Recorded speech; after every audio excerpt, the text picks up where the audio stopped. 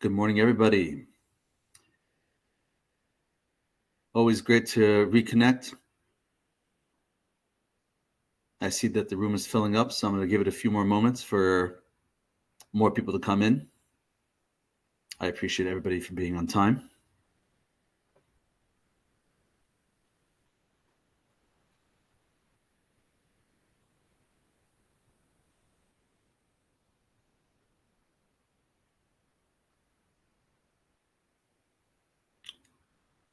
Amazing, amazing.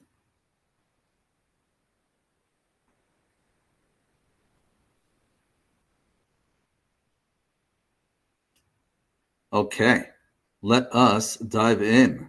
Welcome, everybody, and thank you for joining me on this very important, timely class, the FSA versus the HSA, the flexible spending account versus the health savings account. This is obviously a very important open season decision, and we only have about a week left of open season. And this is great that we're getting into this topic because I have found that this topic alone saves my clients thousands of dollars every year, year after year after year. It is a really, really big deal. And so I'm glad you guys can make it. Before I dive into the material, let me just remind everybody that these classes do not happen in a vacuum. These classes happen because I have people supporting what I do. Those are my clients and my members. So if you know a client or a member of mine, please give them a hug and say thank you. And if you would like to become a client of mine or a member of mine, so one way you could do so is by clicking on that Learn More button, which I just posted on the right side of the screen. You could actually request a complimentary session, and we could talk about what life looks like as a client or as a member, and we could discuss how we could benefit you in your federal benefits, in your retirement planning, and in your overall financial lives. Okay, without further ado, let us dive in. The FSA versus the HSA. So I'm sure you guys have heard about the FSA, the flexible spending account. The flexible spending account, there are different types. There's the healthcare flexible spending account, and there's the dependent care. In this class, I'm going to focus just on the healthcare FSA. I'm not going to get into the dependent care FSA. So the healthcare FSA allows you to pay for your healthcare expenses with tax-free money. What do I mean by tax-free money? So let's check this out. You could contribute a maximum of $3,400 to your FSA. And the money that you put into the FSA reduces your taxable income for that year. So for example, if you put in $3,400, that means you will not owe taxes on that $3,400. You're not going to owe federal tax. You're not going to owe state tax. You're not going to owe Social Security tax. You're not going to owe Medicare tax. So if you do the math on the bottom of this slide, you'll see on the federal level, let's just assume that you're in the 24% tax bracket, which most of us are. And then the next is the state level. So it's going to vary state by state, but let's just ballpark 6% for the state. And then Social Security 6.2, and then Medicare 1.45. If you add that together, that's 37.65% tax savings. So if you put in $3,400 and you're saving 37.65% taxes, that means you're saving about $1,280 in taxes. So if there's anybody in this room that has any medical expenses or prescription expenses or dental expenses or vision expenses, you have a choice.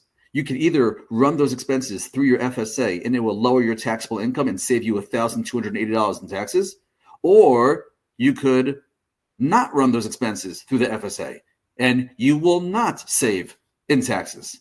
So obviously, if you have these medical expenses and you have the ability to save in taxes, obviously this is a good situation.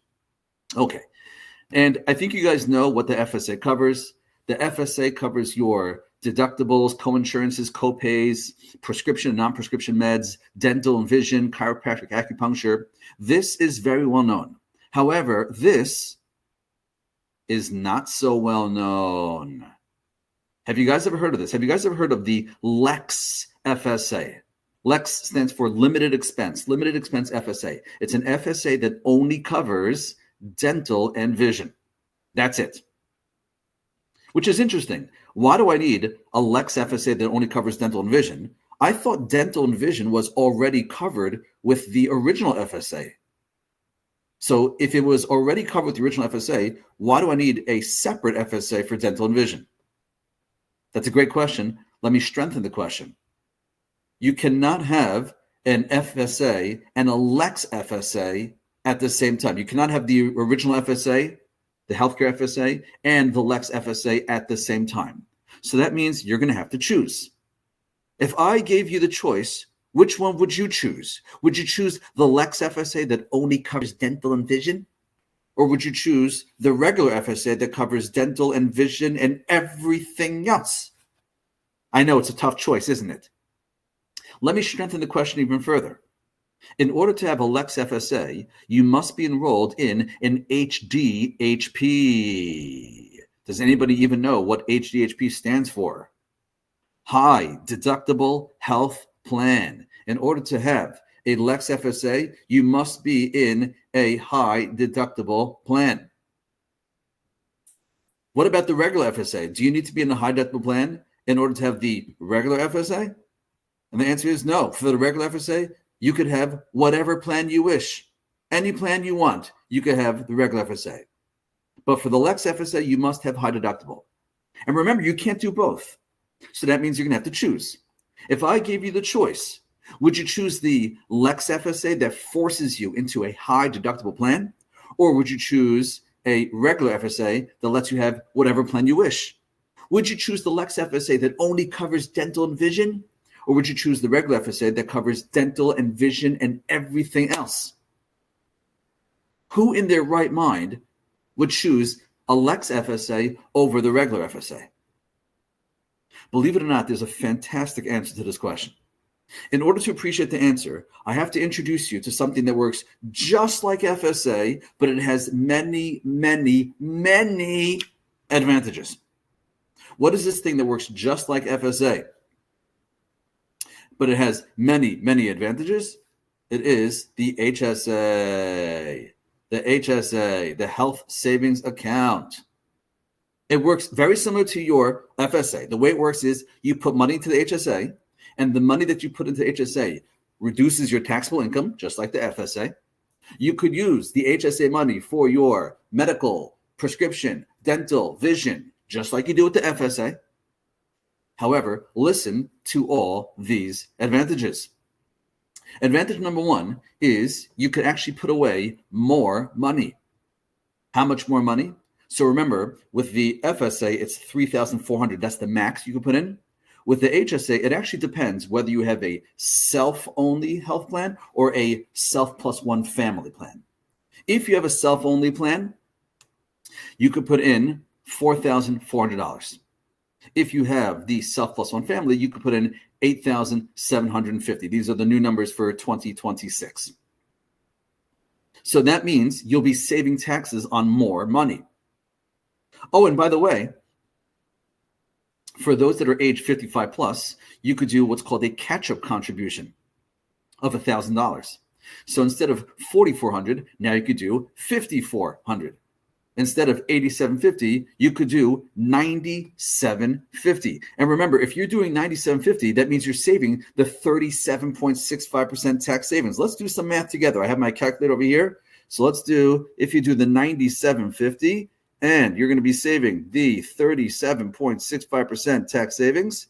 So that equals $3,670 of tax savings, which is obviously more than the $1,280 that we just spoke about with the FSA. So you could sock away more money and save more in taxes. Now, I know what you're thinking. You're thinking, but Stephen, what if I don't have $9,750 of medical expenses? What do I do with all that leftover money? I don't want to have so much money that's use or lose. Well, guess what? I have good news for you. With the HSA, there's no use or lose. Now that's a game changer. Because what that means is you could intentionally put the max into your HSA, the $9,750, knowing full well you're not going to spend that money during the year. And guess what? At the end of the year, it just rolls over into the next year. There's no use or lose. And there's no account max, which means you can make new contributions on top of old, unused funds of past years. So, for example, this year you could put in $9,750, and let's say you spent none of that money. Next year, you put in another $97.50 on top of that. And then the following year, another $97.50. You could start accumulating some serious money in these HSA accounts. Oh, and it gets even sweeter. The account balance can be invested, which means not only is your account growing with your own contributions, but it's also growing with market performance. I know some people with hundreds of thousands of tax-free dollars in their HSA. Hundreds of thousands. Oh, and it gets even sweeter. The HSA gives you access to a broader range of qualified expenses, meaning there are some expenses that are not considered qualified expenses for FSA, but they are, yes, qualified expenses for HSA. I'll give you a couple of my favorite examples. Number one, long-term care insurance premiums. Now, whether you should have long-term care insurance or not, that's not the subject of today's class.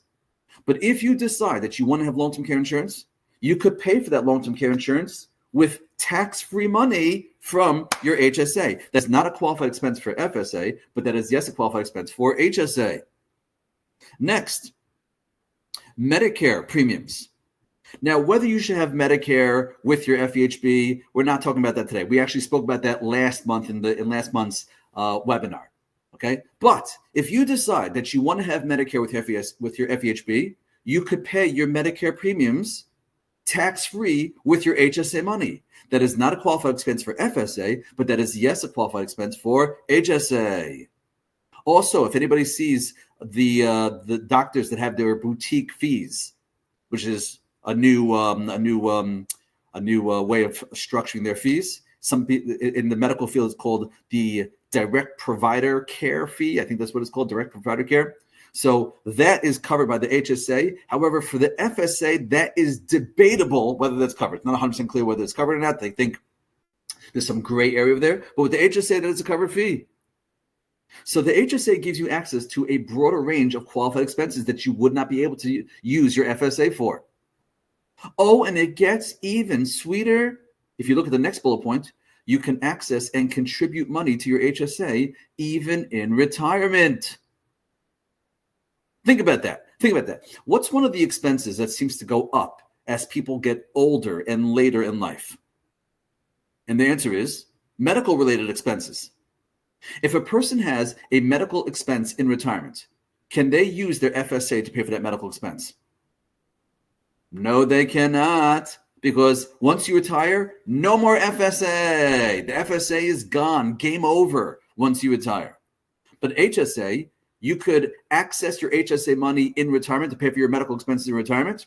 You can even add money to HSA in retirement to pay for your medical expenses in retirement.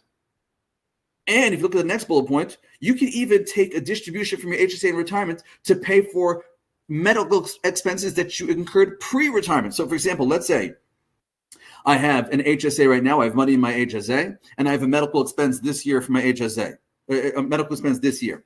I could use my HSA money this year to pay for that medical expense, or if I wanted to, I could just pay that medical expense out of my own pocket now, and then in retirement, I could submit for that reimbursement. This way, I get an income-free disbursement, income tax-free disbursement from my HSA in retirement. So some people are saving their receipts. This way, they can make large distributions, large disbursements from their HSA tax-free in retirement. Oh, it's gorgeous. Oh my goodness, and it gets even sweeter. When you reach the age of 65, you could use your HSA money for non-medical expenses. For example, you want to buy a new car, you could use your HSA money for that. You want to take a trip to Tahiti, you could use your HSA money for that. Now, before we get too excited, a new car and a vacation, that's not considered a medical expense. So if you use your HSA money for non-medical expenses, once you're 65 plus, that money is not going to be tax-free. You're going to owe taxes on that distribution. Okay, but that's no worse than your TSB. I mean, think about it. If you use your TSB, your traditional TSB, to buy a new car and to take a vacation, aren't you going to owe taxes on that TSB distribution? Of course you are. So the HSA, if you use it for non-medical expenses, once you're age 65 plus, you're also going to owe taxes on that distribution. So it's no different than the TSB. However, it has the added benefit that if you use it for medical expenses, it's tax-free your entire life. Are you guys hearing what I'm describing? What I'm describing here is FSA on steroids. Who in their right mind would not do this HSA?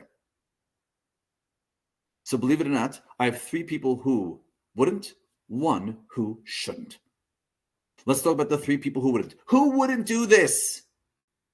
And the answer is category number 1, those who didn't know about it. Obviously. Category number 2, those who were scared away when they saw this. It requires an HDHP. Ooh. Remind me again, what does HDHP stand for? High Deductible Health Plan. Now, before we get into high deductible versus low deductible, does anybody even know what's a deductible? What does that even mean, a deductible? So the deductible is the amount of money you have to pay out of your pocket first before the insurance company pays anything out of their pocket. So what that means is if you have a low deductible, you'll have to pay a little bit out of your pocket first, and then the insurance kicks in sooner. But if you have a high deductible, you'll have to pay more out of your pocket first, and the insurance will kick in later. Now, how high does my deductible need to be in order to count as a high deductible plan? So this is something that the IRS stands. They set the threshold. We'll consider as a high deductible, and a high deductible is $1,700. $1,700. That's on the self-only plan. And then if you have a self plus one family plan, it's going to be double that, $3,400 deductible.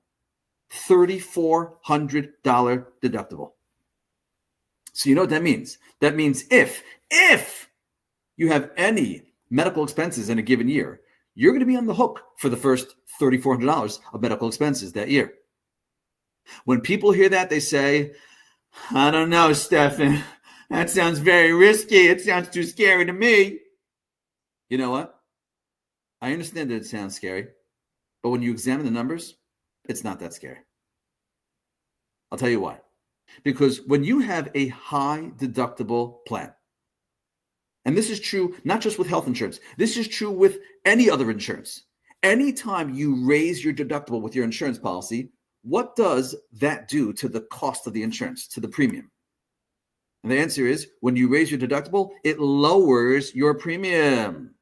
And with FEHB, when you have one of these high deductible plans, it doesn't just lower your premium by like $1 a month or $2 a month. No.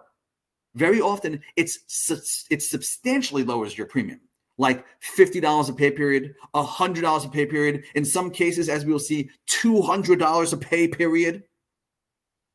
Now, let's do the math. If you're saving $100 per pay period, and you're doing that every pay period for 26 pay periods, how much are you saving over the course of the year? So 100 times 26 pay periods, that equals $2,600 a year.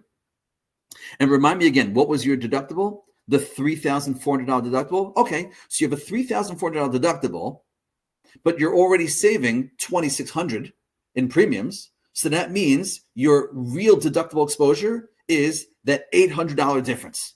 I know, that's a very big difference, the $800 difference. Oh, and by the way, when you have a high deductible plan with FEHB, not only do they lower your premiums, but they give you money back. What do I mean? They open up an HSA account for you, and they put money in that HSA account for you to spend on your medical expenses. How much money do they put into that account? So it depends whether you have a self-only or a self plus one family. On the self-only side, it's between $900 and $1,200 that they put into that account. So it depends on which company you're using. On the self plus one family, they put $1,800 a year to $2,400 a year into the HSA account. So let's just assume $1,800 a year. Okay, you're on the low end, $1,800 a year. So remember, if you're saving $100 per pay period, that's $2,600 a year that you saved. And then in addition to the $2,600, they give you another $1,800. So now your savings is up to $4,400 in savings. I know, that's very scary. Oh, and by the way, when you're adding up your savings, don't forget to include these savings. Remember the tax savings of your contribution to HSA? That's an additional $3,600 in savings. So that means you're not just saving $4,400, but you can add to that the $3,600. So let's do the math over here. If you add the $4,400 to that number, now you're up to $8,000 a year in savings. I know. It's so scary. What am I going to do with all this money?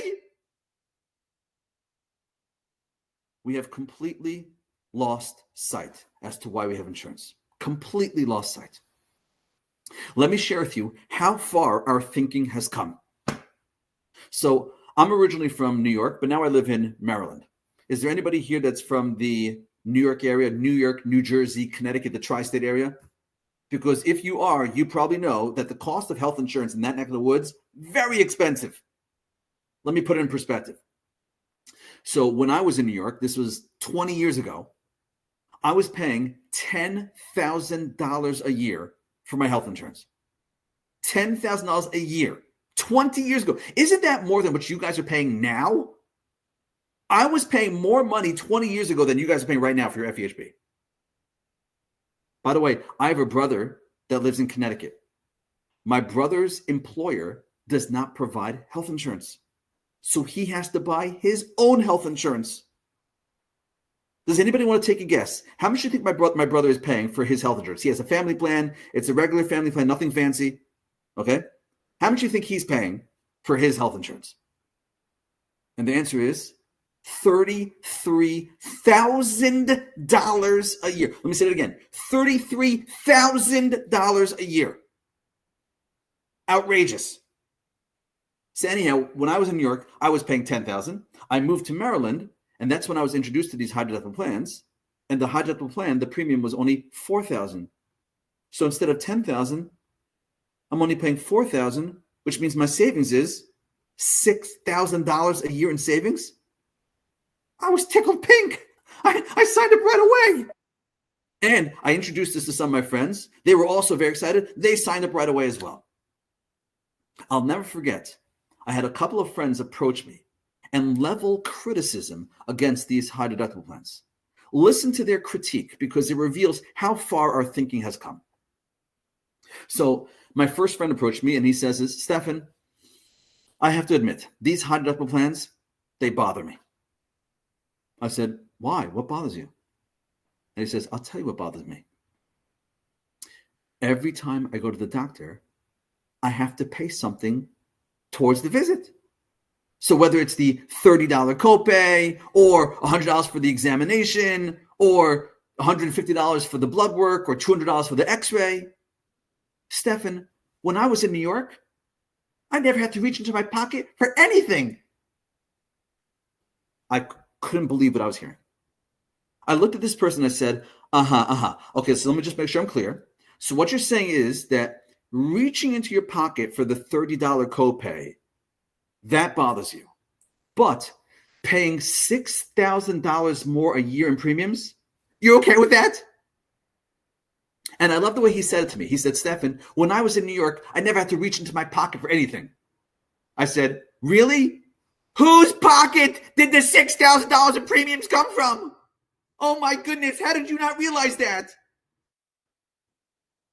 So that was the first conversation with one of my friends, very revealing. But I had another conversation with a different friend at a different time. Listen to their critique. So this other friend approaches me and he says, Stephen, I have to admit these high deductible plans, they bother me. I said, why? What could bother you? He says, I'll tell you what bothers me. I never reach my deductible. So it turns out that I'm paying for this insurance, but the insurance never pays a penny for me. So why do I have this insurance? I looked at him and I said, that's a great question. Why do you have the insurance? Please tell us, do you have insurance so that when you get a paper cut, the insurance will pay for the ointment and the Band-Aid for your boo-boo? Is that why you have insurance for little boo-boos? You tell me. Why do you have insurance? Is it for little boo-boos? Is that why you have the insurance? And the answer is no. The reason why we have the insurance is not for the little boo-boos. It's for the big boo-boos. And I'll share with you guys a dirty little secret. If you look at the FEHB plan that you're in right now, every FEHB plan has what's called an out-of-pocket maximum. That's the catastrophic limit. The catastrophic limit, meaning if a person had the most disastrous year medically, is there a cap of how much money can come out of your pocket? And the answer is, with FEHB, yes, there is. And every FEHB plan has an out-of-pocket maximum. I want you guys to compare the out-of-pocket maximum on your plans to the out-of-pocket maximum on these high deductible plans. And you know what you may discover? You may discover that some of these high deductible plans have an out-of-pocket maximum which is lower than the plan that you're in right now. I kid you not. Don't take my word for it. Don't take my word. Let's look together. I'll show you. I'm going to pull up a screen. You guys probably recognize this screen, don't you? This is OPM's website, and you could compare the health insurance plans in FEHB. You probably even looked at this within the past week or so. Okay, so you can enter your zip code. I live in Maryland, so entering my zip code over here. Not a federal employee, but just click on active federal employee, bi-weekly, and you could search, and now you see all the plans that are in your zip code. Okay, and you'll notice the different columns. So you have the premium, you have the deductible, you have the out-of-pocket maximum. Okay, fantastic. So let's take a look at something. So first of all, some plans have relatively low out-of-pocket maximum. So $10,000, that's pretty good. This next plan, $12,000, that's slightly higher. Okay, fine. I want to skip to something specific. Where is it? Scroll down. Here we go. Do you guys recognize this plan right over here? This plan is the Blue Cross Blue Shield standard option. This is a national plan, and I would not be surprised if there's people in this room right now that have this Blue Cross Blue Shield standard plan. I think it's one of the most popular plans in the federal government. And how much does this standard plan cost you? It depends whether you're self-only or self+1 or family. So if you have a family plan, that's costing you $457 per pay period. I want you to compare this plan, the standard plan, versus this plan, the Care First Blue Choice HDHP. This is the Blue Cross Blue Shield network if you are in Maryland and DC and I think parts of Virginia as well. Okay. Wow. Okay, so let's look at this. This is a high deductible plan using the Blue Cross Blue Shield network for those that are in Maryland and in the DC and I think north of Virginia as well. And by the way, for those who are not in Maryland or DC, I'll show you another plan soon. Another plan, also amazing plan. There's a couple of them. They're very, very strong plans. Okay, so check this out. How much is this high deductible plan costing you? So instead of $457 a pay period, it's costing you $217 a pay period. So let's do the math on that. Let's get my calculator, and we're going to do 457 minus 217. What does that equal to? That equals $240 of savings every pay period. Multiply that by 26 pay periods. And what does that equal to? $6,240 a year in premium savings. Oh my goodness. That means just by switching plans, you save $6,240. Oh, and by the way, notice that this high deductible plan, they give you money back. How much money do they give you? They put $1,800 into your HSA for you. So that means you're not just saving $6,200. You're also saving, if I could add to this number, an additional $1,800. So now my total savings is $8,000 a year in savings. Oh, and by the way, this is just the premium savings and the money that they give you. Don't forget the tax savings. which we mentioned earlier, the tax savings was what? I forget what it was. It was like $3,500 in tax savings, $3,600. So if I add $3,600 in tax savings, so what does that equal to? $11,640 a year in savings. That is unbelievable. That is unbelievable. And again, I know what you guys are thinking. You're thinking, Stephen, I don't live in the Maryland area, so I don't have access to this plan. Okay, fine. Let me show you another plan. I'll show you another plan. Okay, so here, let's scroll down to another very good plan. This one, GIHA, the Government Employee Health Association. I believe that's what it stands for. This is a national plan.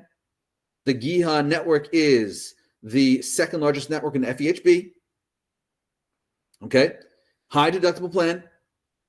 And what is it going to cost you? So if you have a self-only or a self+1 or a family. So on the family side, it's $215. So again, instead of paying, what was the number again with the standard? The standard plan was costing you $457. So instead of paying $457, you're going to be paying, as we just said, $215. So let me get my calculator back. So let me clear over here. So 457 minus 215, what does that equal to? That's $242 of savings every pay period. Multiply that by 26 pay periods. That's $6,292 a year in savings. The GIHA plan, if you see on my board over here on the website, the GIHA plan gives you $2,000 a year. $2,000. So that means add to your savings an additional $2,000.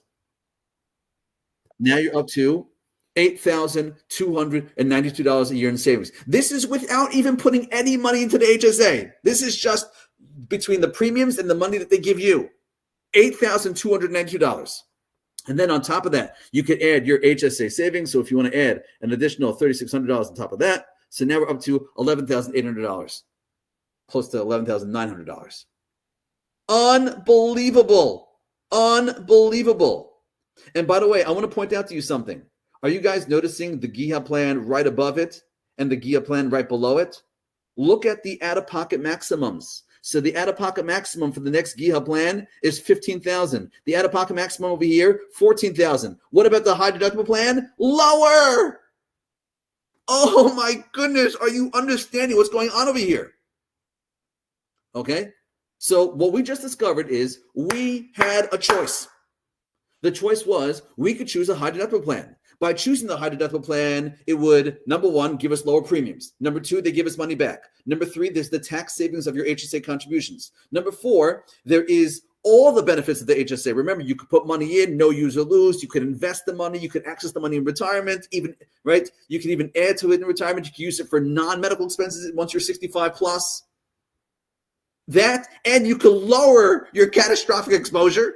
You could have done all that, but nah, I'd rather choose the other plan. You know, the plan that's going to cost me $6,000 more a year. The plan that's not going to give me $2,000 back. The plan that is not going to give me any HSA benefits. The plan that is going to the plan is going to increase my out-of-pocket exposure.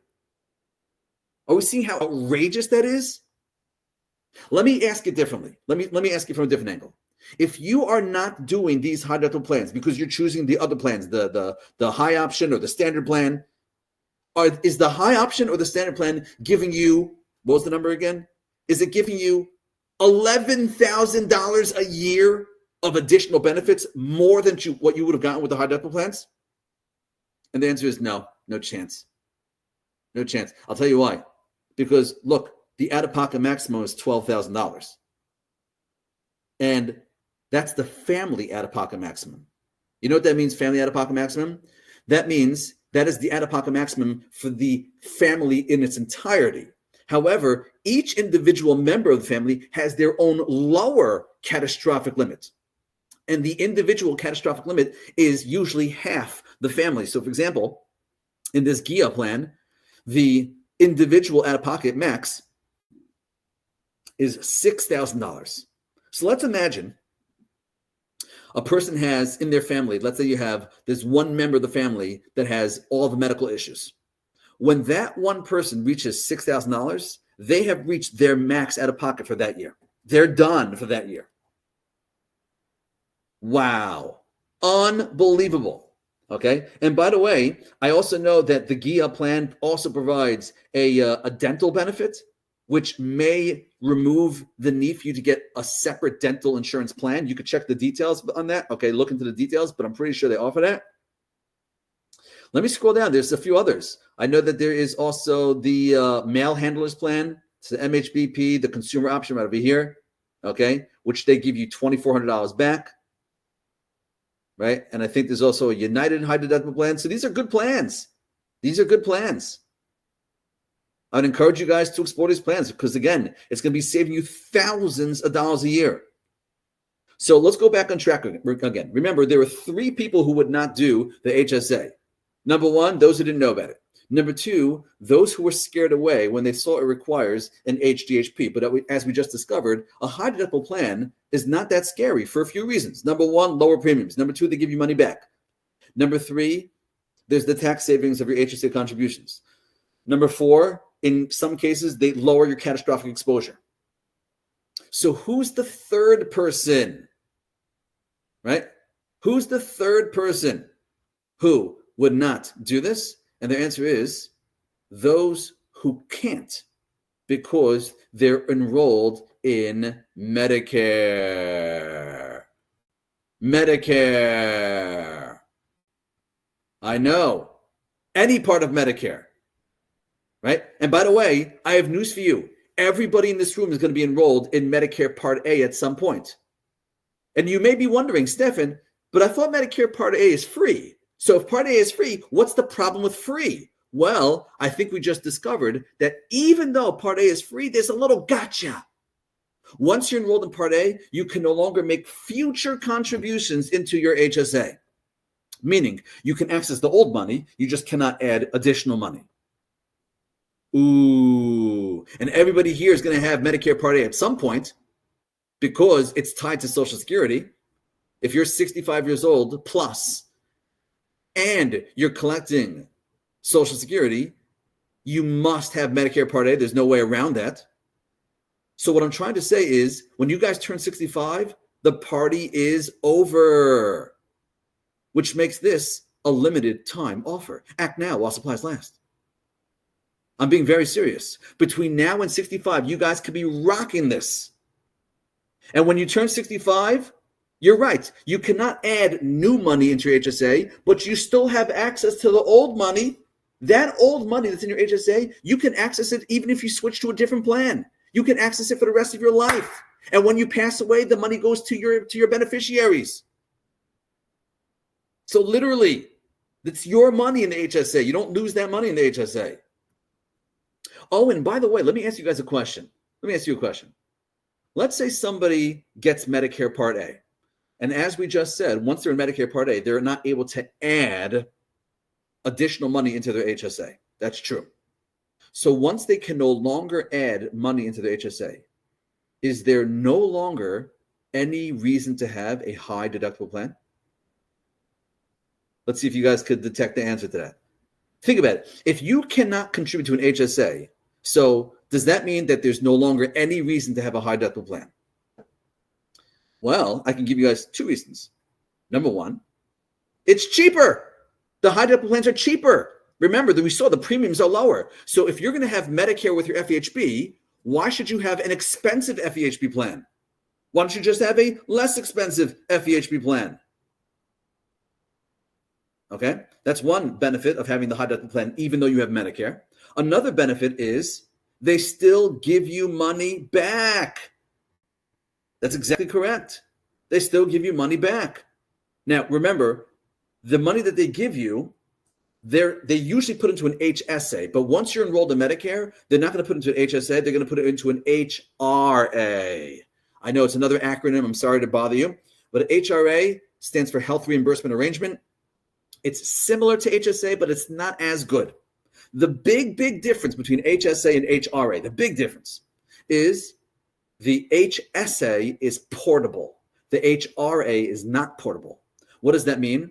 So when you switch health insurance plans, what happens to the money in those accounts?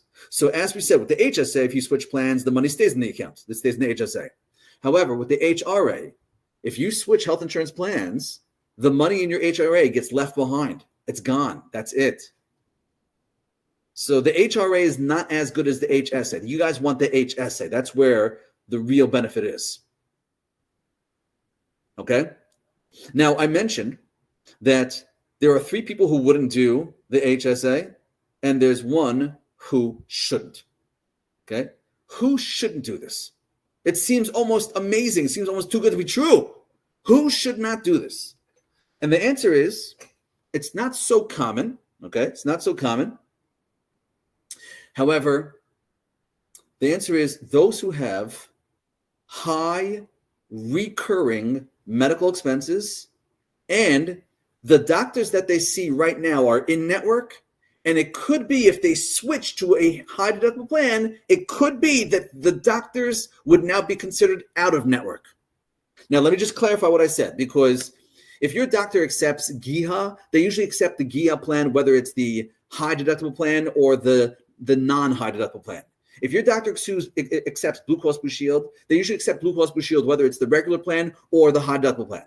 Okay, so usually if a doctor accepts one brand of insurance, they usually accept that brand through and through. That's not always true, but it's just usually the case. But let's say, for example, your doctor was a Blue Cross Blue Shield doctor, and now you're switching to a GIHA, which, as people are pointing out, uses the United Network. And it could be that now your doctor is out of network. Okay, so fine. So the out of network, once you're going out of network, if you have high recurring expenses out of network, then the high deductible plans may not be as good because their out of network coverage might not be as great as the in-network coverage. Okay? But that's if you're going to doctors that are out of network. Again, the GIHA plan has a United Network, which is a very large network. I know in some places the United Network is scaling back, but again, this is throughout the country. It's available. And I mentioned to you, if you do not have the United Network in your neck of the woods, you could use the Mail Handlers plan. The Mail Handlers plan uses the Aetna network. The Aetna network is also a gigantic network. And as I mentioned, the Care First plan, but the Care First plan is specifically for the Maryland, D.C. area. Okay? So you guys could check out the various high deductible plans, and you shall see that there are plans that cover you throughout the country. And even if you live in a state where one network is not there, the other networks should be there. Okay, so I'd encourage you guys to really take this very seriously. So again, who shouldn't do this? And the answer is those who have high recurring medical expenses. And right now their doctor's in network, but if they switch to a different plan, maybe the doctor would be considered out of network, and now their out-of-pocket exposures are higher once you go out of network. Okay, but if your doctors are in network, I will tell you that the HSA high deductible plans are amazing benefit for you. I know people that are having babies saving money with their HSA accounts, with their high deductibles and HSA. I know some diabetics. I have one of my clients is receiving chemotherapy cancer treatment for years. It's not like a new thing. This is for years. And he has his high deductible plan. He also has Medicare Part A, right? Beautiful combo. Beautiful.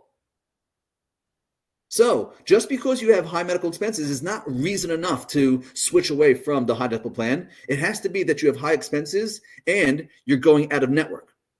Because if you have high expenses in network, as I mentioned to you, the high deductible plans, many of them have out-of-pocket maximums, which are lower than the other plans. Okay. By the way, a very good litmus test to see whether or not you'd benefit from these high deductible plans is, I'll give you one litmus test, and then I'll give you a couple others. So the first one is if you're not maxing out your FSA. That's an easy one. If you are not maxing out your FSA, you should definitely be doing the HSA, the high deductible with the HSA. Because what you're telling me by not maxing out your HSA is that you're not incurring $3,400 of medical expenses, medical, dental, vision. You're not even incurring that. So if you're not incurring that, you should be definitely doing the high deductible plans. Okay? And by the way, even those that are maxing out their FSA, well, my question for you is, when in the year are you exhausting the $3,400? Do you spend it down in the first half of the year, or do you spend it down in the second half of the year? Because if you're like most people and you're spending it down in the second half of the year, that means over the course of the year, you're having $3,400 of expenses. That's fine to have $3,400 expenses, because remember, I just pointed out to you the savings you can have by switching to these high deductible plans is calculating into the $10,000 range. Or even if you had, let's say, $7,000 of savings and you spent $3,500 of it, okay, you're still ahead by $3,500.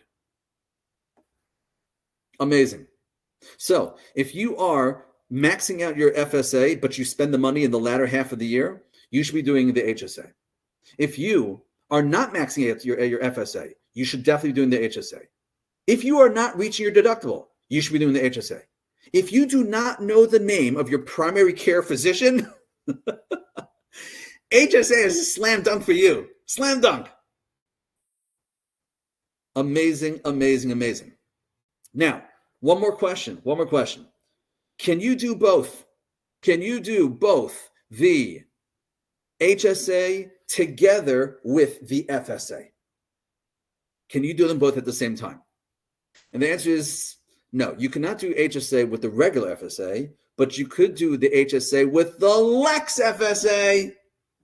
Remember that Lex FSA? We were wondering, why would someone do a Lex FSA? First of all, the Lex FSA only covers dental and vision. And second of all, the Lex FSA forces you to have a high deductible plan. Why would I choose that, which seems so restrictive, when I could have the regular FSA, which is not as restrictive? Well, I think the answer has become abundantly clear.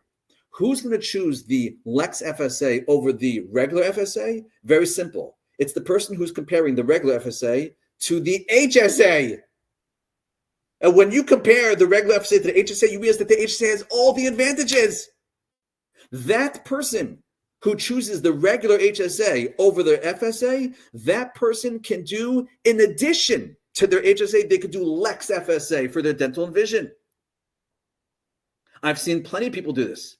The way they do it is, and this is the correct way, the way they do it is they max out their HSA, and then anything that they could go beyond the max, they put into their Lex FSA for dental and vision. But they only use the Lex FSA for the dental and vision expenses that they expect to incur. So, for example, if you're expecting to have $1,000 of dental and vision expenses over the course of the year, so don't put $3,400 because there's use or lose.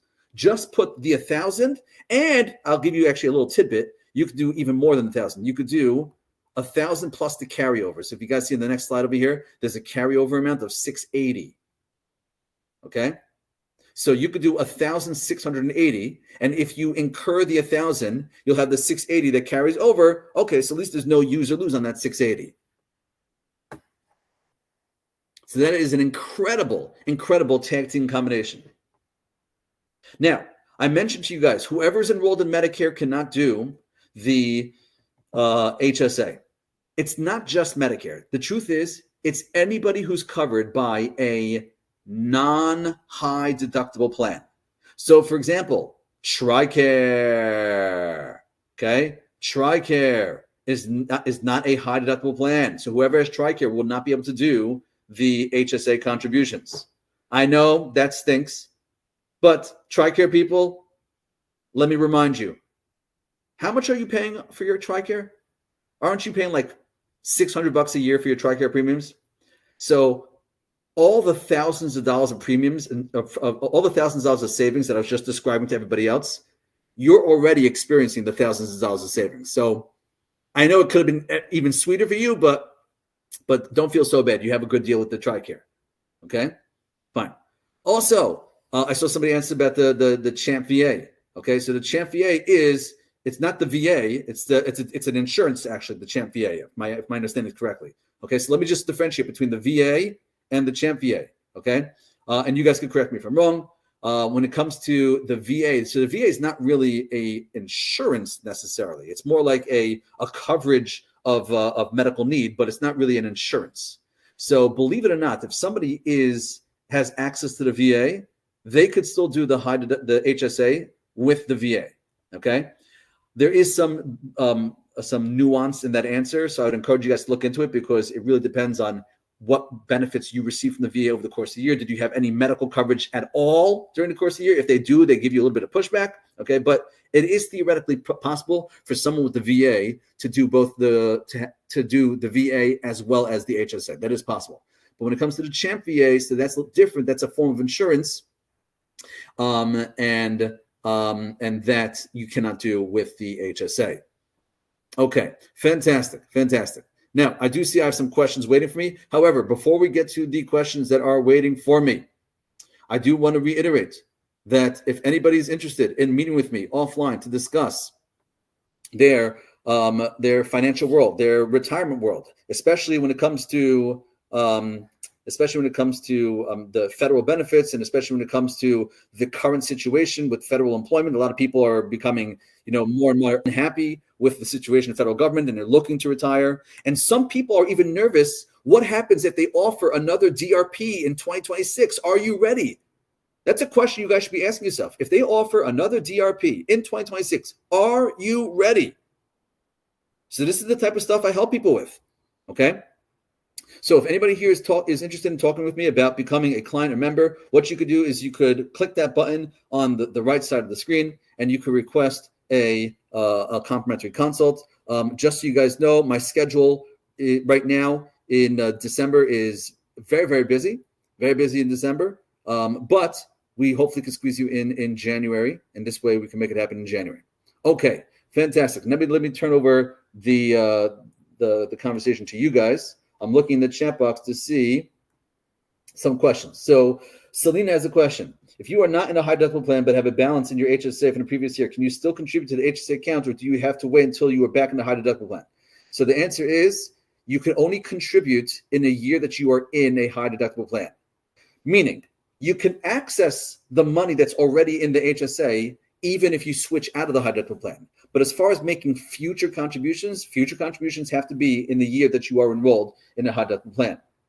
First and last is asking, will I lose HSA money when going on Medicare, or can I still use what I have up until that point? So you could still use, even once you get Medicare, you can access your HSA money that you've been saving over the past however many years. So for example, if you saved $50,000 in your HSA, and then you get on Medicare, even Medicare Part A, okay, so you're not allowed to add new money, but you can still access the $50,000 that are in your HSA. Morgan is asking, how soon did it give you the money back to use towards your medical expenses? Is it like FSA where you submit receipts for reimbursements after you pay your expenses? Morgan, it's not like that. It's a monthly amount.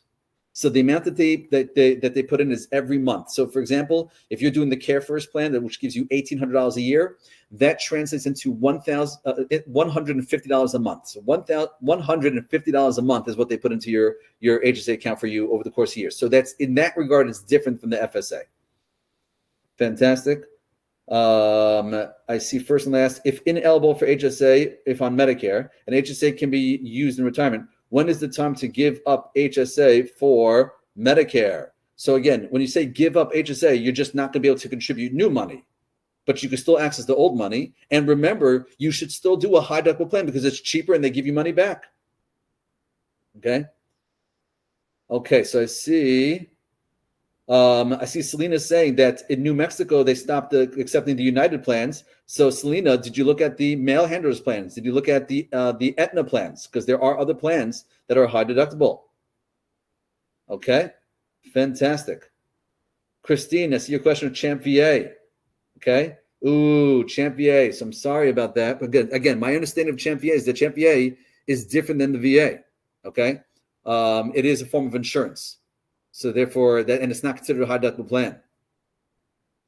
Fantastic, amazing, unbelievable. Okay, I wish you guys blessing and success. Thank you so much for hanging out with me. However, for those who have not yet clicked on the button, who's not yet requested the one-on-one, I'm going to put it into the chat box for you guys to click on. Here it comes in the chat box. Here it comes. 1, 2, 3, and bang. There you go. So you guys have the ability to click on that and request that consult, and I'd be happy to get together with you and explore what your financial lives look like. It's been a pleasure hanging out. I wish you all a happy holiday season and the end of the years. I hope that 2025 ends on a positive note and 2026 starts off on an even stronger positive note. I wish you all blessings, success. Do not be strangers. Keep in touch. And until next time, all the best. Take care, everybody.